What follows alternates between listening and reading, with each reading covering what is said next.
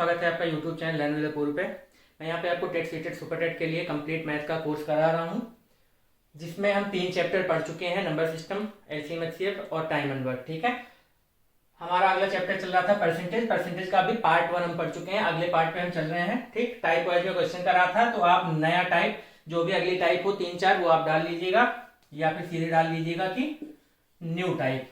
ठीक है, new type में अब हम क्वेश्चन देखेंगे। काफी दिन से मैं क्लास नहीं करा पा रहा था, कुछ बिजी चल रहा था, फिर उसके बाद दिवाली भी आ गई थी, आप लोग सबको पता ही होगा, तो इस वजह से क्लासेस नहीं हो पा रही थी, लेकिन अब रेगुलर क्लास होगी, कोई दिक्कत नहीं है।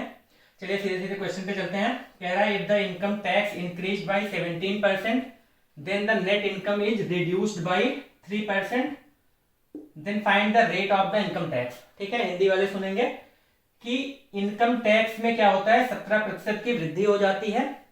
अगर इनकम टैक्स में 17% की वृद्धि हो जाती है तो जो नेट इनकम होती है वो घट जाती है 3%। ठीक है, इनकम टैक्स में 17% की वृद्धि करते हैं तो नेट इनकम 3% घट जाती है। Then find the rate of income tax. तो इनकम टैक्स का पहले क्या रेट था ये हमें बताना है। ठीक है, अब यहाँ पे कुछ चीजें हम बात जान लेंगे। सबसे पहले तो कि नेट इनकम होगा क्या। ठीक है, नेट इनकम क्या होगा, एनआई से लिख दे रहा हूं मैं। नेट इनकम का मतलब होता है सेविंग्स। ठीक है, नेट इनकम मतलब सेविंग्स होता है, इसको एनआई से लिख रहा हूं। नेट इनकम का मतलब हो जाएगा कि टोटल जो इनकम था उसमें से हम इनकम टैक्स निकाल दें तो नेट इनकम का आ जाएगा। नेट इनकम का मतलब जो हमारे पास बच रहा हो, जैसे 100 रुपया हमारा टोटल इनकम था। ठीक है, 100 रुपया टोटल इनकम था, 20 रुपए हमने इनकम टैक्स दे दिया, तो नेट इनकम क्या हो जाएगी 100 माइनस 20 इक्वल टू 80। ठीक है, इस तरह से हम नेट इनकम निकालते हैं। तो ये पता होना चाहिए कि नेट इनकम, इनकम टैक्स और टोटल इनकम में क्या रिलेशन होता है। ये हो गया, ये हमें पता है। अब यहाँ पे देखिए कि कह रहा है कि इनकम टैक्स में 17% की वृद्धि होती है तो नेट इनकम जो है 3% घट जाती है। ठीक, अब यहां पे देखिए, जैसे 100 रुपया हमारे पास टोटल इनकम था और ये है आपका टोटल इनकम 100 रुपया। अगर आपके पास टोटल इनकम था, आप 100 रुपए कमाते हैं साल भर में, फिर ठीक है, फिर इनकम टैक्स आप इसमें दे देते हैं 20 रुपया। ठीक, अब क्या कह रहा है कि अगर इनकम टैक्स बढ़ जाता है, ठीक है, इनकम टैक्स अगर मान लो बढ़ जाता है, तो ये यहाँ पे 17% बढ़ रहा है, हम मान ले रहे हैं इनकम टैक्स मान लो कि 3 रुपया बढ़ गया। ठीक, इनकम टैक्स 3 रुपया बढ़ गया। यहाँ पे आपकी नेट इनकम क्या आ रही थी, पहले टोटल इनकम 100 था, इनकम टैक्स 20 रुपए था। ठीक है, तो नेट इनकम क्या हो जाएगा 100 माइनस 20 हो जाएगा 80। ठीक है, लेकिन हुआ क्या कि इनकम टैक्स 3 रुपया बढ़ गया। इनकम टैक्स अगर 3 रुपया बढ़ गया, ये समझने के लिए है, क्वेश्चन मैं अभी कराऊंगा। इनकम टैक्स अगर 3 रुपया घट जाएगा तो नेट इनकम क्या होगा। ठीक है, पहले हम 20 दे रहे थे टैक्स, अब 23 देंगे। ठीक, तो पहले 20 घटा रहे थे, अब 23 घटाएंगे, तो यहाँ पे नेट इनकम भी क्या हो जाएगी 3 रुपए और घट जाएगी, तो क्या आ जाएगी 77। ठीक है, नेट इनकम क्या होगी 77 हो जाएगी। और नेट इनकम में कमी कितनी आएगी, नेट इनकम में कमी आएगी 3 की। मतलब कह सकते हैं जितना इनकम टैक्स बढ़ेगा उतना ही नेट इनकम घटेगी। ठीक है, जब इनकम टैक्स 20 दे रहे थे तो नेट इनकम 80 हो जा रही थी, अब इनकम टैक्स 23 दे रहे हैं तो 3 रुपया और नेट इनकम घट जाएगी। ठीक है, जितना टैक्स देंगे ज्यादा उतना इनकम घटेगी। तो सीधा सीधा यहां से पता चल रहा है कि जितना इनकम टैक्स बढ़ेगा उतना ही नेट इनकम घटेगी। ठीक, 20 का 23 हुआ तो अब 23 माइनस हो जाएगा, तो जितना इनकम टैक्स बढ़ेगा नेट इनकम उतनी ही घटेगी। तो हम कह सकते हैं कि इनकम टैक्स, हमें नहीं पता है रेट, हम मान ले रहे हैं इनकम टैक्स आईटी से लिख रहे हैं, इसका 17% जो इंक्रीज हुआ है, मतलब कह सकते हैं कि इनकम टैक्स का जो 17% था वही जो है नेट इनकम का 3% भी होगा। होगा या नहीं होगा। जैसे 3 रुपए इनकम टैक्स बढ़ा तो नेट इनकम 3 रुपया घटी, क्योंकि वो टैक्स भी टोटल इनकम से घट जाएगा।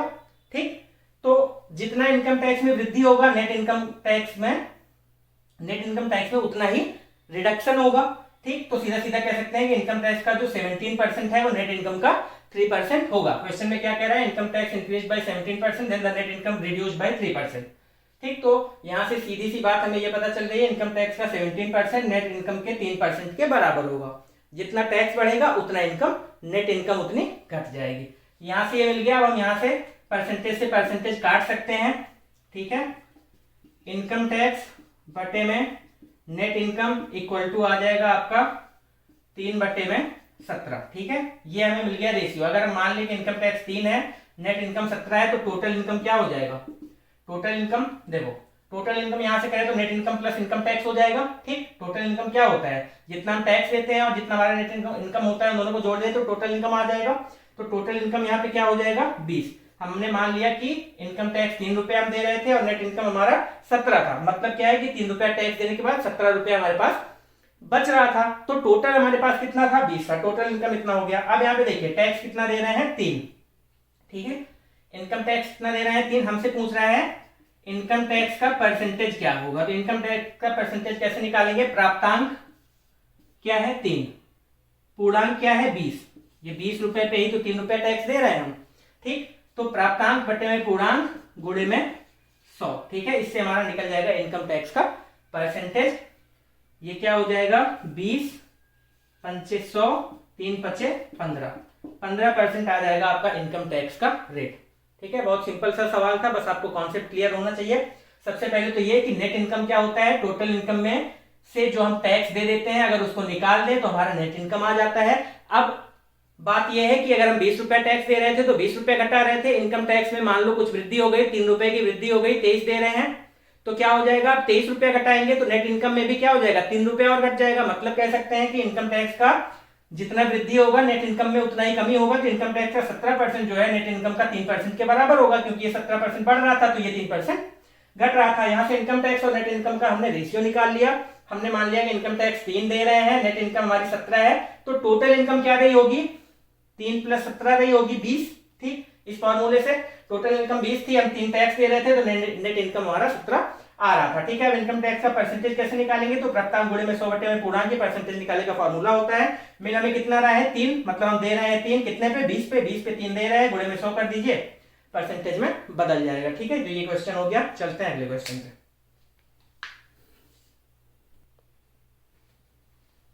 चलिए नेक्स्ट क्वेश्चन देखिए, सेम उसी टाइप का। इनकम टैक्स में अगर इंक्रीज किया गया है 19% का, ठीक है। If income tax increase by 19%, then net income reduced by 6%, find the rate of income tax. Same type का क्वेश्चन है, एक बार फिर से करा दे रहा हूं। अगर किसी को नहीं समझ में आया होगा तो इस बार समझ में आ जाएगा, ठीक है।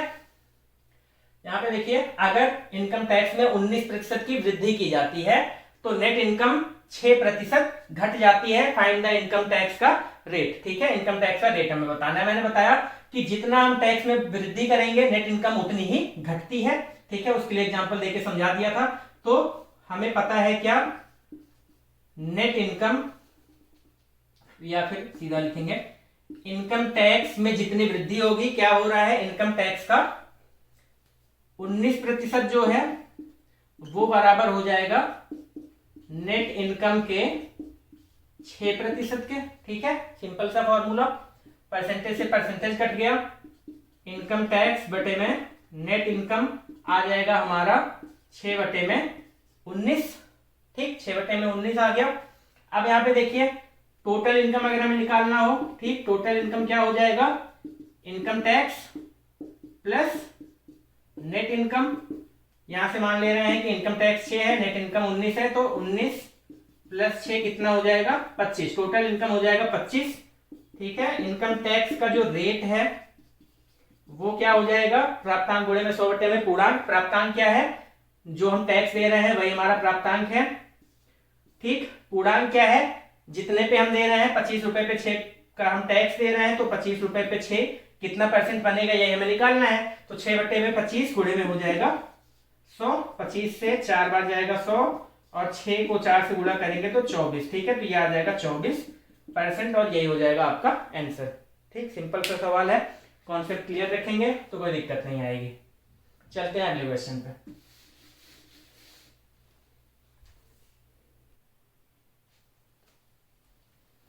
चलिए नए टाइप पे आते हैं। अगला टाइप है आपका, if 11 1/9% of a number is added to itself then the number becomes 900, ठीक है।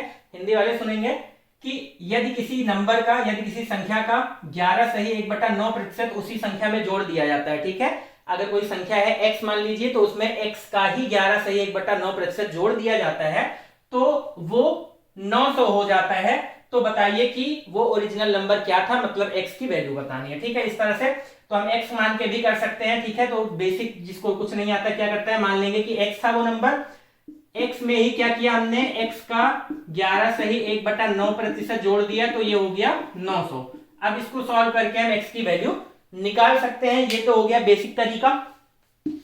इसको थोड़ा सा जल्दी कैसे कर सकते हैं, तो मैंने बताया था आपको कि 11 सही 1/9% का मान, ठीक है, प्रतिशत से भिन्न में, ठीक है, परसेंटेज से फ्रैक्शन में, फ्रैक्शन से परसेंटेज में बदलने को बताया था। मैंने बताया था कि कुछ चीजें अगर आपको याद रहती हैं तो क्वेश्चन जल्दी सॉल्व हो जाता है। 11 सही 1/9 जो होता है प्रतिशत में, वो भिन्न में 1/9 के बराबर होता है। ठीक, ये चीज आपको याद होनी चाहिए, नहीं याद है कोई बात नहीं, आप कर सकते हैं। क्या हो जाएगा, 11 9 99 100, 100/9, और प्रतिशत का मतलब 1/100।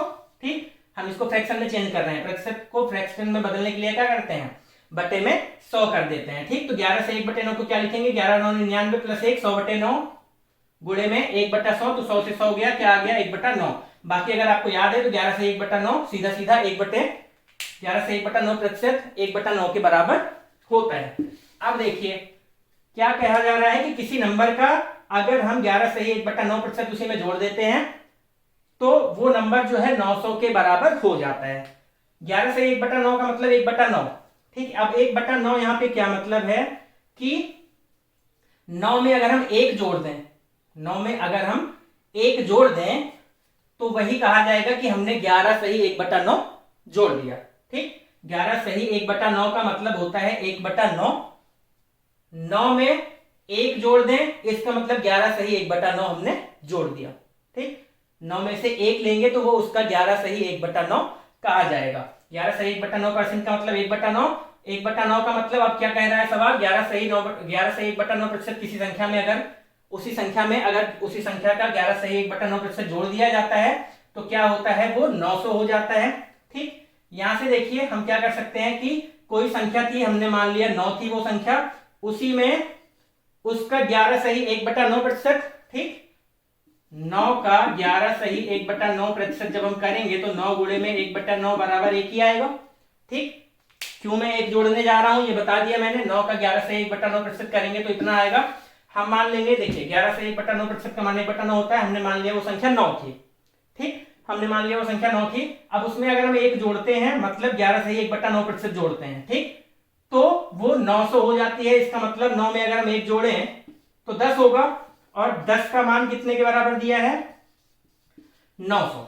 ठीक, 11 से 1/9 का मतलब होता है 1/9। 11 से 1/9 प्रतिशत का मतलब होता है 1/9। मतलब अगर हम 9 में 1 जोड़ रहे हैं उसका मतलब क्या हुआ कि 9 में हम 9 का 11 सही 1/9% जोड़ रहे हैं। ठीक, तो 9 में 1 जोड़ देंगे, मतलब किसी संख्या में उसका 11 सही 1/9% जोड़ देंगे तो वो हो जाता है 900। 11 सही 1/9% होता है 1/9। 9 में 1 जोड़ रहे हैं तो 10 हो जाएगा। 10 का मान दिया हुआ है 900। ठीक, वो संख्या हमने मान ली है कि 9 है। ठीक, वो संख्या हमने मानी है 9, तो 10 का मान हमें पता है तो 9 का मान हमें निकालना है, सीधी सी बात। 10 का मान पता है तो 1 का मान क्या हो जाएगा, 900 बटे में 10, तो 9 का मान क्या हो जाएगा, 9 ही वह संख्या है। 9 का मान क्या हो जाएगा आपका, 900 गुणे में 9 बटे में 10, 0 से 0 गया, 9 9 81, 810। 810 आपका आंसर हो जाएगा। वह संख्या क्या कही जाएगी, 810। 810 में जब आप 11 से 1/9% 810 का ही जोड़ेंगे तो ये 900 हो जाएगा। ठीक है, आसान सा सवाल था। इस टाइप का कोई क्वेश्चन आए तो आप x मान के भी कर सकते हैं। x प्लस x का 11 से 1/9% बराबर 900 आप करेंगे, फिर x की वैल्यू निकालेंगे, यही चीज आएगा। या फिर सीधा सीधा 11 से 1/9% का मतलब 1/9। क्या कहा जा रहा है कि किसी संख्या में 11 से 1/9% उसी संख्या का जोड़ दिया जाता है तो 900 हो जाता है। इसका मतलब 1/9 जो है 9, ये दिखा रहा है कि 9 में अगर 1 जोड़ दिया जाता है तो वो संख्या 900 हो जाती है। तो 9 में 1 जोड़ देंगे तो 10 हो जाएगा, और यही 10 का मान 900 दिया है तो 10 का मान अगर 900, अब ये रीजनिंग बन गया। ठीक है, रीजनिंग टाइप का हो गया। 10 का मान 900 है तो 1 का मान 900 बटे में 10, तो 9 का मान 900 गुणे में 9 बटे में 10 हो जाएगा 810। इस तरह से हम इसको आसानी से निकाल लेंगे।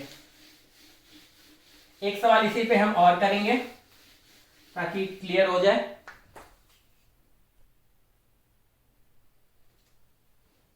चलिए सेम टाइप का एक और सवाल देखेंगे।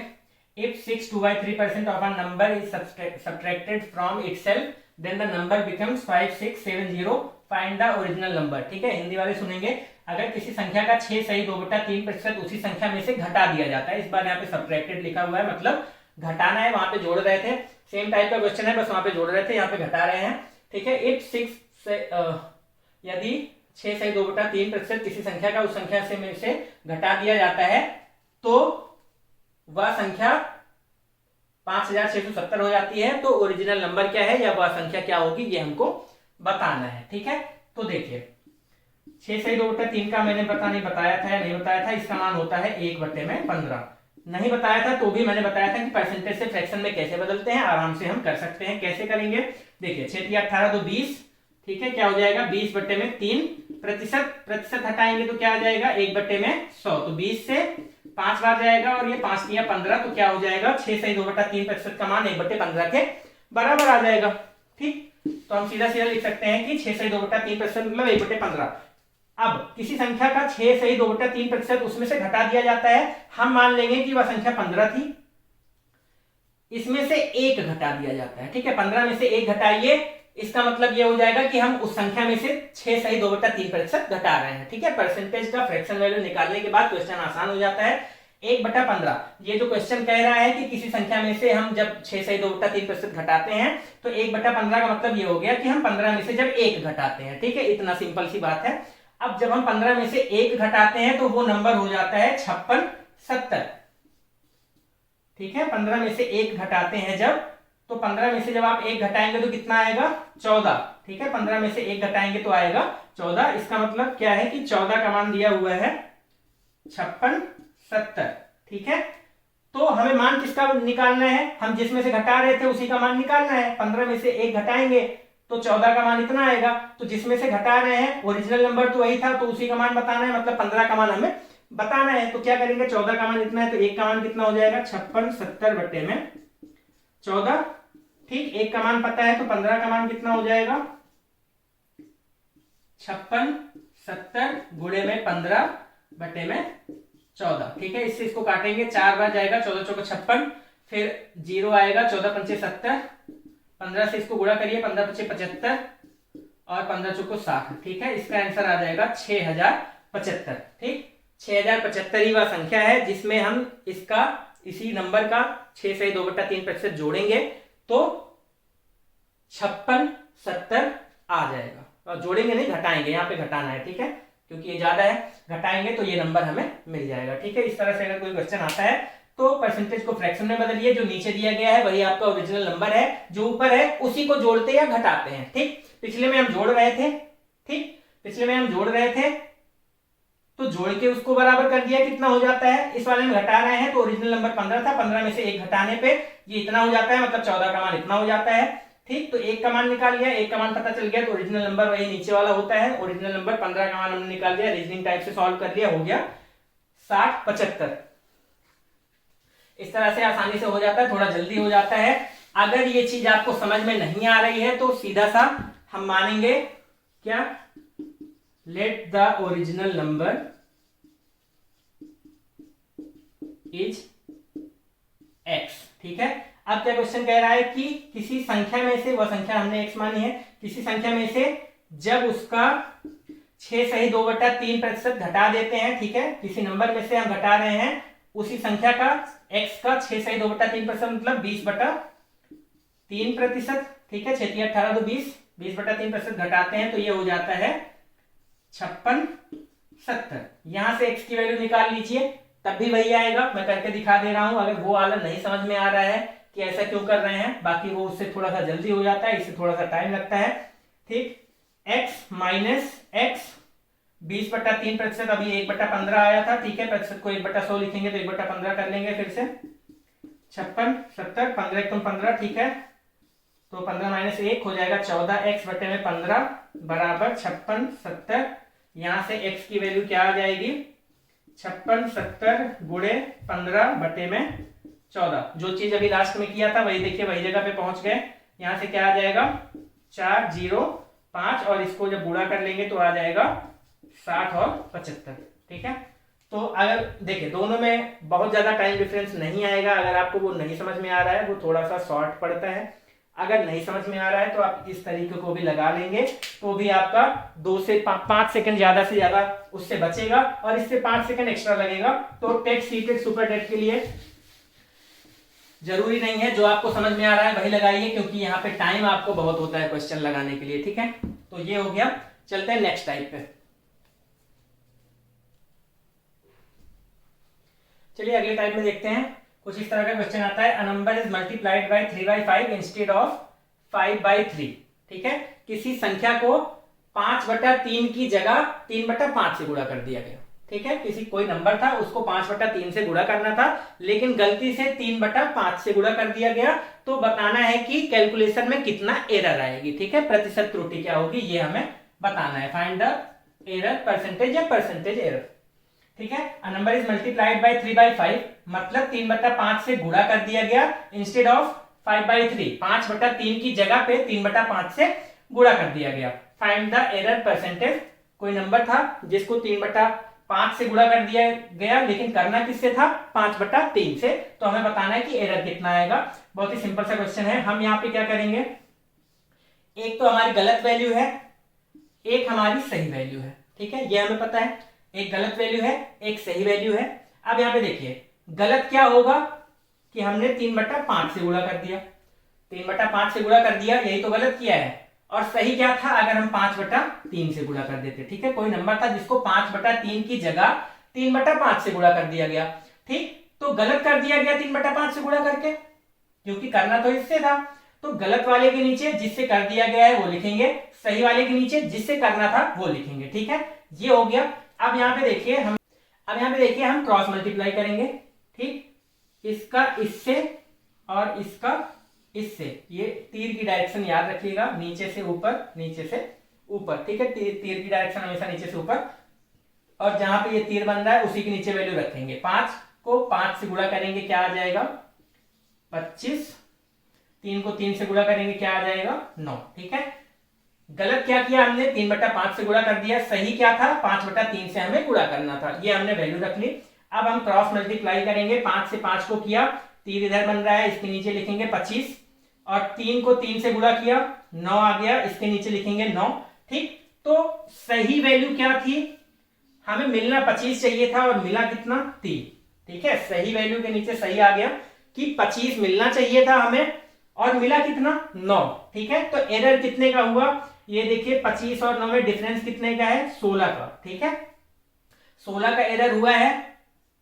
ठीक, मिला एरर कितना हुआ है यही हमें बताना है। ठीक, तो 16 का एरर हुआ है कितने पे? 25 पे। ठीक है, 25 पे 16 का एरर हो गया है। तो परसेंटेज के लिए क्या करते हैं? 100 से गुणा कर देते हैं। परसेंटेज एरर कैसे निकालेंगे? परसेंटेज एरर के लिए जितने का डिफरेंस आया है, ठीक, बटे में जितना होना चाहिए था, गुणे में 100।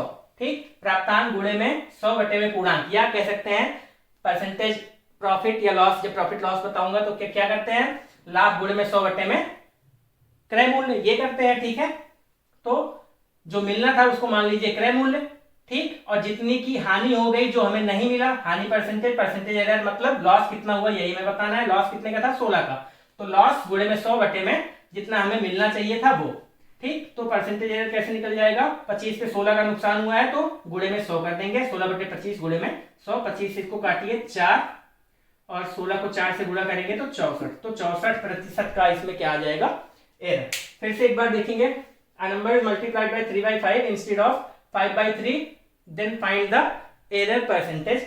किसी संख्या को 5/3 की जगह 3/5 से गुणा कर दिया गया गलती से। तो गलती कहां हुई कि हमने 3/5 से गुणा कर दिया। तो गलत वाले के नीचे 3/5 लिखेंगे।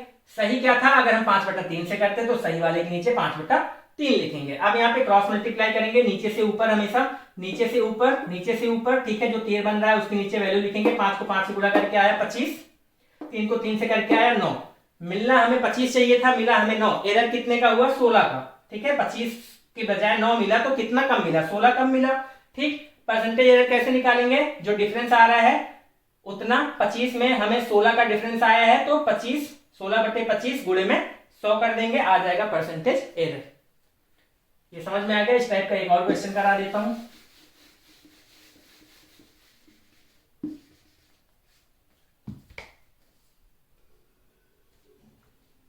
चलिए सेम टाइप का नेक्स्ट क्वेश्चन देखेंगे। A number is multiplied bye 5/8 instead of 3/5। ठीक है, गुणा करना था 3/5 से, हमने गुणा कर दिया है 5/8 से। ठीक, जो करना था वो सही था। करना क्या था, 3/5 से करना था। गलत क्या है, जो हमने कर दिया है 5/8 से कर दिया है। ठीक है, हम क्या करेंगे, नीचे से ऊपर तीर का निशान लगाएंगे। ठीक, परसेंटेज एरर हमसे पूछ रहा है कि कितना परसेंटेज का एरर हुआ है। ठीक, तो यहां पे क्या आ जाएगा, 5×5 = 25। ठीक है, 25 हमें मिला और 8×3 = 24। मिलना हमें क्या था, 24। ठीक है, मिलना क्या था, 24। सही क्या होता, 24 अगर आता हमारा तो सही था, लेकिन आया क्या, 25। तो डिफरेंस कितने का आया है, 1 का। और डिफरेंस से ही हमारा एरर निकलता है। 1 का डिफरेंस आया है, कितना मिलना था, 24। ठीक है ना, जो करेक्ट वाली वैल्यू है उसी को नीचे लिखेंगे। ठीक है, 24 में 1 का एरर आया है, मतलब 1/24 का एरर आया है। और परसेंटेज करने के लिए क्या कर देंगे, 100 से गुणा कर देंगे। ठीक है, तो 100/24% आ जाएगा। ये अभी कट जाएगा तो काट सकते हैं इसको, क्या हो जाएगा, 4 से काटिए तो 25 और बटे में 6%। 25/6% कर लीजिए, या इसको सही बटे में भी कर सकते हैं। ठीक है, 6 × 24। ठीक है, 4 से ही 1/6%। ठीक है, ये आ जाएगा आपका परसेंटेज एरर। इस तरह से आप इस टाइप के क्वेश्चन को करेंगे। चलते हैं नेक्स्ट टाइप पे।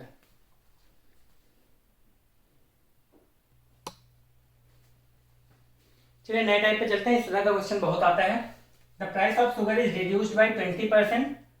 How much percent he needs to increase the consumption so that no effect on the expenditure. ठीक है, शुगर मतलब चीनी। चीनी के दाम जो है 20% कम कर दिए जाते हैं। ठीक है, चीनी का जो दाम है 20% घटा दिया गया, तो किसी आदमी को अपने खपत में, ठीक है, चीनी कितना खर्च कर रहा है, वो कितना खा रहा है, उसमें कितनी बढ़ोतरी करनी पड़ेगी, कितना इंक्रीज करना पड़ेगा खपत में, ताकि जो खर्चा था वो अब भी बराबर रहे। ठीक, देखिए खर्चा क्या होता है, सबसे पहले हम जानेंगे। जैसे किसी चीज का प्राइस, ठीक है, प्राइस क्या है और हम उसका कंजम्पशन कितना कर रहे हैं, मतलब मूल्य क्या था किसी चीज का और हम खपत कितनी कर रहे हैं उसकी, उसको जब हम मल्टीप्लाई कर देते हैं तब हमारा आ जाता है एक्सपेंडिचर, मतलब कि कुल हमारा खर्चा कितना हो रहा है तब हमारा निकलता है। ठीक, मूल्य गुणे खपत। जैसे 12 रुपए किलो चीनी थी और हम 2 किलो खाते हैं महीने भर में, मान लीजिए। ठीक है, ऐसा एज्यूम कर रहे हैं कि जैसे मूल्य 12 रुपए पर केजी था और हम 2 किलो खा रहे थे, तो हमारा खर्चा कितना आएगा, 12 दूना 24 रुपया खर्चा आएगा। तो ये होता है price into consumption equal to होता है एक्सपेंडिचर, मतलब मूल्य गुणे में खपत बराबर खर्चा। ठीक है, तो ये तो हो गया फॉर्मूला। अब यहां पे देखिए बेसिक तरीका क्या है इसका, ये मैं बताने जा रहा हूं। पहले तो सवाल एक बार फिर से समझेंगे। क्या कह रहा है कि शुगर का जो प्राइस था उसमें 20% कम कर दिया गया है। ठीक है, प्राइस 20% कम कर दिया गया है। मान लीजिए जैसे हम 100 रुपया खर्चा कर रहे थे किसी चीज पे, ठीक, अब उसका रेट घट गया है। जैसे 100 रुपए में हमें 10 केजी मिल रहा था, लेकिन अब रेट घट गया है, तो हमें जैसे हम 10 केजी खर्चा कर रहे थे, 100 रुपया हमारा लग रहा था, अब उसका रेट घट गया है, तो तब भी अगर हम 10 केजी लेंगे तब तो हमारा खर्चा कम बैठेगा, 100 रुपया तो अब नहीं लगेगा क्योंकि रेट घट गया है। 10 केजी अगर हम खाएंगे तो खपत में हमें कितनी वृद्धि करनी पड़ेगी, ये हमसे पूछ रहा है। ठीक है, खपत में वृद्धि करें ताकि अब भी 100 रुपया ही लगे। मतलब ये है कि पहले 100 रुपए में 10 केजी मिलता था, अब रेट घट गया है, तो अब 100 रुपए में कितना मिलेगा, ये कह सकते हैं। इस तरह से ये क्वेश्चन है। ठीक है, हम मान लेंगे, ठीक है, पहला तरीका ये है, मान लेंगे कि प्राइस पहले 100 था, खपत भी हम 100 ही कर रहे थे, तो हमारा एक्सपेंडिचर खर्चा कितना आ जाएगा, 100 गुणे में 100, मतलब कह सकते हैं 10,000। हम मान लेंगे कि 100 रुपए प्राइस था, खपत भी 100 था, और तब हमारा खर्चा 10,000 आएगा क्योंकि 100 गुणे 100 10,000। ठीक, अब क्या हुआ, ये तो हो गया पहले। बाद में क्या हुआ है कि मूल्य 20% घट गया है, मूल्य क्या हुआ, 20% घट गया है, तो 100 का 20% 20 ही होता है, इसीलिए 100 हमने माना है ताकि कैलकुलेशन आसान रहे। ठीक है, 100 का 20% 20 ही होता है, मतलब 20% घट गया है, मतलब अब क्या हो गया होगा, प्राइस 80 हो गया होगा, प्राइस 80 हो गया होगा। खपत कितनी बढ़ाएं हम, देखिए अब अगर खपत हम 100 ही रखेंगे तो ये 8000 आ जाएगा, लेकिन हमें क्या करना है, खर्चा बराबर ही रहे, खर्चा 10,000 ही आना चाहिए। यही बोल रहा है क्वेश्चन में कि खर्चा अभी भी क्या रहे, no effect on the expenditure, खर्चे पे कोई भी प्रभाव ना पड़े, खर्चा अभी भी हमारा 10,000 रुपए का ही रहे।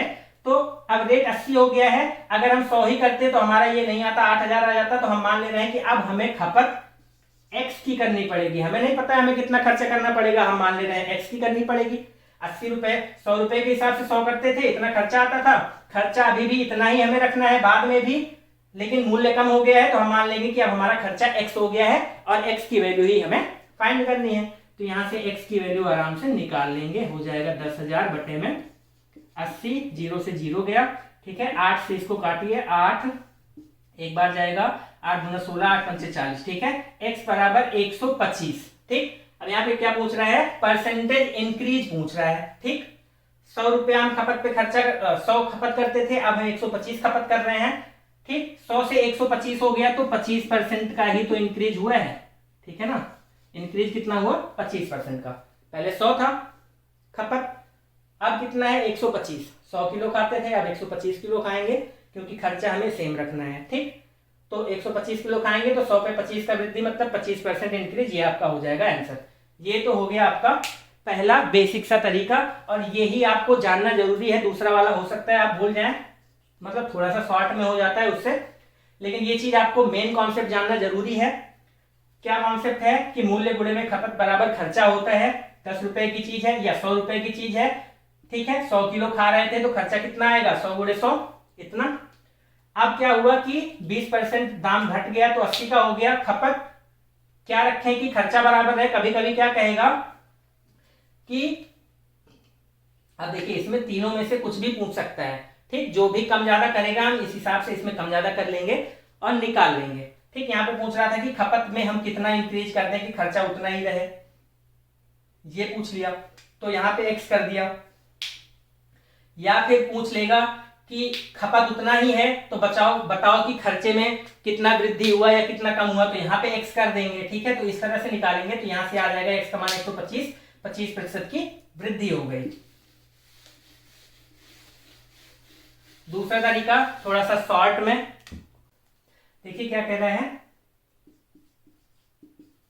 प्राइस में क्या हुआ है, 20% का डिक्रीज हुआ है, रिड्यूस्ड हुआ है। ठीक है, 20% का मान कितना होता है, 1/5। इसका मतलब क्या है कि 5 में से 1 रुपया घट गया है। ठीक है, अगर पहले 5 प्राइस था तो 1 रुपया घट गया, अब 4 रुपया हो गया।